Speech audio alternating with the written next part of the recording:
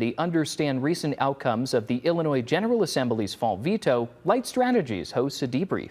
WIFR reporter Bria Walters talks to the company's founder, Letitia Wallace, about why it's so important to understand the implications of recent legislative actions.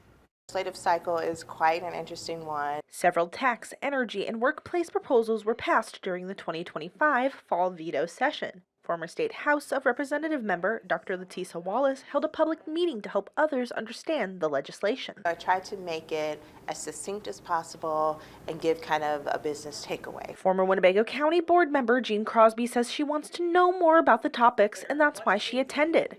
Crosby says Wallace breaks down the complex material in a nonpartisan way. A good idea should, really take the day.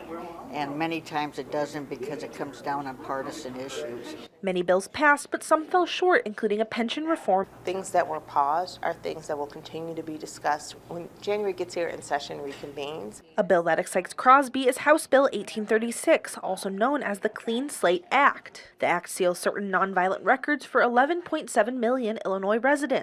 There's an expungement bill out there to help them remove that from the record, and I think that's important. Wallace expects the act to pass, and she also hopes to use her political experience to raise awareness of how laws are made. There may be a few things that we will not hear a lot of fanfare about, but will become law in January. In Rockford, Bria Walters, WIFR News.